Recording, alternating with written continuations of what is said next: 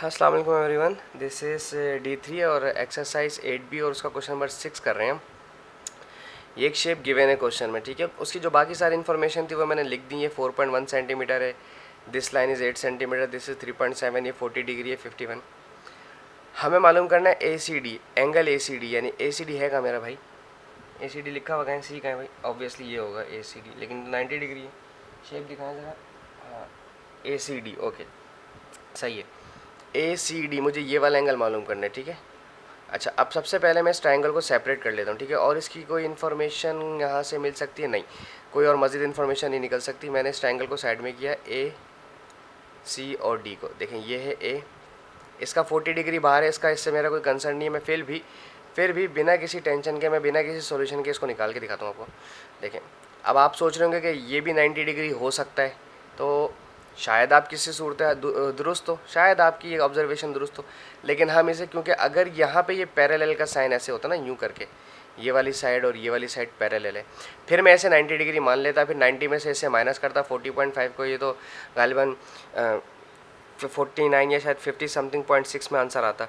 लेकिन प्रॉब्लम यह है कि अभी ऐसी कोई सूरत हाल नहीं है, हमें कंफर्म नहीं है कि ये ऐसा है कि नहीं है। इसलिए जो आप सोच रहे हैं मैं वहाँ भी नहीं जाऊँगा। This is 8 centimetre, this is 3.7 centimetre, ये 90 डिग्री है, और दिस इज़ C और दिस इज़ D। अब देखें, ये मेरा है राइट एंगल ट्रायंगल, और राइट एंगल ट्रायंगल में मैं ट्रिग्नोमेट्री रेशो आसानी लगा सकता हूँ। और आसानी लगाने के लिए मुझे पहले देखना है कि मुझे क्या क्या गिवन है। ये मेरा बेस है, ये मेरा हाइपोटेन्यूस है, और ये मेरा परपेंडिकुलर है। और आप जानते हैं कि साइन थीटा होता है P और H, एडजेसेंट और हाइपोटेन्यूस। तो मैं यहाँ लगाऊंगा साइन थीटा का PH, perpendicular upon hypotenuse. C इधर ही रहेगा, साइन इन्वर्स हो जाना है, और परपेंडिकुलर है मेरे पास 3.7 और ये है मेरे पास 8। चूँकि पेपर आपका सेकंड पेपर है, पेपर 2 है आपका, आपके पास कैलकुलेटर इस्तेमाल करने की पूरी छूट होती है। तो अब आप साइन इन्वर्स निकालें, 3.7 डिवाइड बाई 8, ये आंसर समथिंग आएगा 27 समथिंग आएगा, 27.5 डिग्री। आपके पास नीचे पेपर में जहाँ आंसर लिखने का कहा जाता है, वहीं पे आपने आंसर अपने लिखकर मेंशन करने के आपके आंसर आ रहे हैं। अब है लेंथ ऑफ AB। अब लेंथ ऑफ AB अब ये मालूम करनी है। अब मैं सिर्फ इस वाले ट्रायंगल को सेपरेट करूँगा, ABC वाले को। इसमें एक 40 है, एक 8 है, और एक जो है ये है। अब देखिए, जो भी आंसर है 27.5, ACD 27.5, ये 27.5 आ गया। इन दोनों को माइनस करें प्लस करके, 180 में से देखें ये कितना आ रहा है, और फिर 190 में से इसे माइनस करके देखें। तो अगर आप दुरुस्त हैं तो चेक कर लेते हैं, मैं चेक करके खुद दिख बताता हूँ आपको। एक सेकंड ठहरें ज़रा। कैलकुलेटर का है मेरा, दिस इज़ माई कैलकुलेटर।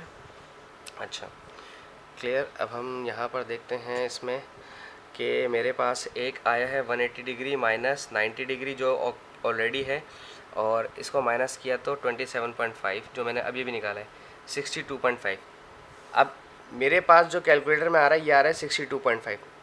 अब 62.5 में ये वाला ऐड करके देखते हैं 90 बन रहा है कि नहीं बन रहा है। ठीक है जी, प्लस 40.4, नहीं जी, ये 102 बन गया, यानी कि ये दोनों मिलकर 90 डिग्री नहीं है।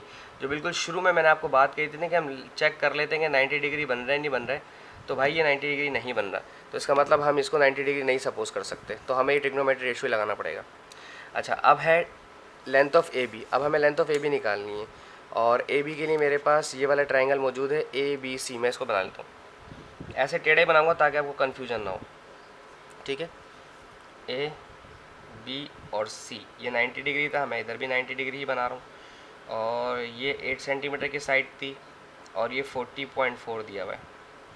अच्छा, अब ये ऐसे ही है ना, 90 डिग्री, 90 के अपोजिट वाली साइड हमेशा हाइपोटेन्यूस होती है, उस पर आप हाइपोटेन्यूस लिख दें। जिस लाइन पे दो एंगल होते हैं, लाइक एक एंगल यहाँ पर है, एक एंगल यहाँ पर है, तो आप इसको बेस बोलें। और जो दूसरी चीज़ रह गई वो है मेरी परपेंडिकुलर। अब मालूम करने को क्या कहा है उन्होंने, कहा है लेंथ ऑफ AB, यानी कि मुझे ये साइड मालूम करनी है, AB मालूम करनी है। तो मेरे पास फ़िलहाल परपेंडिकुलर का कोई लेना देना नहीं है, इसको काट देता हूँ।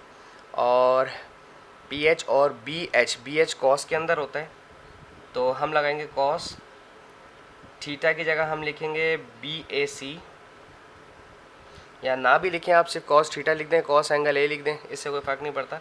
तो बेस अपॉन हाइपोटेन्यूस, बेस है 8 और हाइपोटेन्यूस है AB, जो मुझे मालूम करनी है। कॉस BAC इसलिए भी A लिखा है ताकि सेंटर में आ जाए, कॉस 40.4। तो AB जो है मुझे मालूम करना है वो यहाँ आ जाएगा और 8 डिवाइड बाय कॉस 40.4 नीचे चला जाएगा। तो अब आपने 8 को डिवाइड करवाना है 40.4 कॉस से।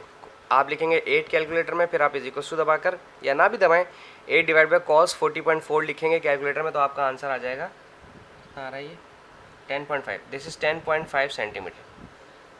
आपके पास लेंथ ऑफ AB भी आ गई। चलें जी, ये भी अच्छा हो गया। अब तीसरी चीज़ क्या पूछिए, AED का एरिया, एंगल ट्रायंगल AED का है AED।